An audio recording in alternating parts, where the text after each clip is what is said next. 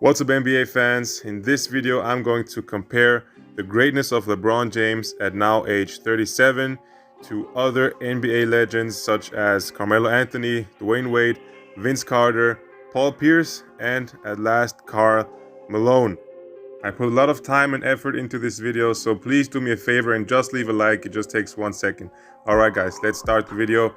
I'm going to compare LeBron versus the other legends at the same age, 37, in comparison to their best season of their career. At first, I'm going to start with LeBron James. At age 37, he is now playing almost 37 minutes a night, scoring 28.6 points per game. It's just crazy reading out these stats. 7.4 rebounds, 6.5 assists on 52% from the field, 37 from 3, 26.7 PER, which is player efficiency rating, a great stat to determine the value of a player. Also 62.4% true shooting, and he's at 8.3 box plus minus. Now, to see whether LeBron is having a better season than his career average or a worse season, I of course checked his career average, and now on screen you can see the increase or decrease in production percentage wise. For example, LeBron is playing 3.4% less minutes but scoring almost 6% more points per game. And overall, if we add up all these 9 different factors and divide them by 9, then we get the average, which is minus 0.3%. So LeBron, you could say, is pretty much having an average season, and all that at age 37. Now it gets a lot more crazy if we compare LeBron to the other players, the other NBA legends. But now let's look at the difference between LeBron this season versus LeBron's best season, the best season that he's ever had. And that season, in my opinion, was the 08-09, so 2008-2009 season. Why? Because that season he had his highest win shares, the highest box plus minus, and also the highest PER, player efficiency rating, of his entire career. And that season he was 24 years old.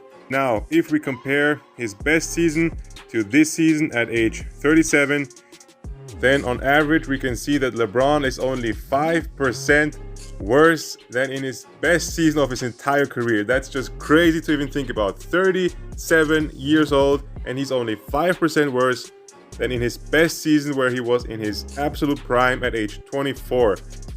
This is 13 or 12 or 13 years later, and LeBron is almost as good as in the year 2008-2009.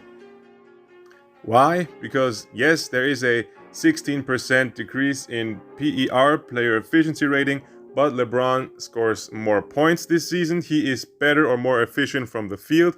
He is far more efficient, or 7.6% more efficient from three-point range, and he has a higher true shooting percentage than in his best season. So overall, on average, you could say 5% worse. If we only look at PER and box plus minus, then of course we can see that he is somewhat worse than in his prime. But of course, I mean, come on, dude is 37 years old. And now let's compare LeBron to some other NBA legends. Let's start off with Michael Jordan, or some quick words why I won't compare MJ to LeBron is simply because at age 37, MJ was in his 3rd year of retirement. So yeah, we can't compare the two because MJ was retired from age 35 to 37.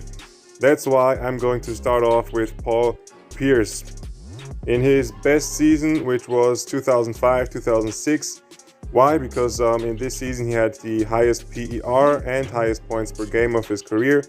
He played 39 minutes per game, almost 27 points per game, 6.7 rebounds, 4.7 assists, 47% from the field, 35 from 3, 23.6 PER, 58 true shooting, 4.8 box plus minus. So this was prime time Paul Pierce. And now, if we compare that to Paul at age 37, playing for the Washington Wizards, where he only played 26 minutes, 12 points per game, we see an average decline of 31%. Far less minutes per game, half or less than half of the points scored per game, minus 40% in rebounds, minus almost 60% in assists, minus 36% in PER, and almost minus 70% in box plus minus. So, yeah, LeBron on average 5% worse, and Paul Pierce on average 31% worse. But it gets even better. Let's look at Vince Carter in his prime season, which was 2000 and 2001. Why? Because in that season, he was at his best in points per game, PER, box plus minus, and also win shares. He played almost 40 minutes a night, 27.5 points, 5.5 rebounds, 4 assists, 46% from the field, 41% from 3, 25 PR, 55 true shooting, 7.6 box plus minus. That was his best season. Now at age 37, Vince Carter playing for the Dallas Mavericks. Now check out the difference. Minus 33.6% overall.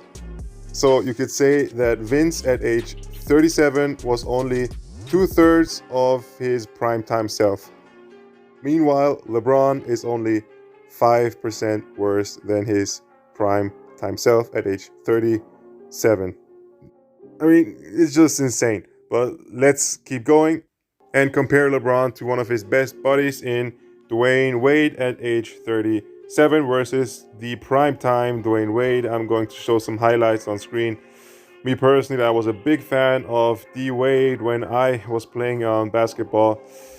The best season of Dwyane Wade definitely was in 2008-2009, where he was 27 years old. He had the highest PR, box plus minus, and win shares, scoring 30 points per game, 5 rebounds, 7.5 assists. Also, D Wade, shooting guard, 7.5 assists. Damn, 49% field goal, 32 from 3. We know that D Wade never was a good 3-point shooter. 30.4 PER, 57.4 true shooting, 10.6 box plus minus. But still, D Wade at age 37 was even worse than Paul Pierce and worse than Vince Carter. He was at 34 or minus 34.2% in comparison to his prime.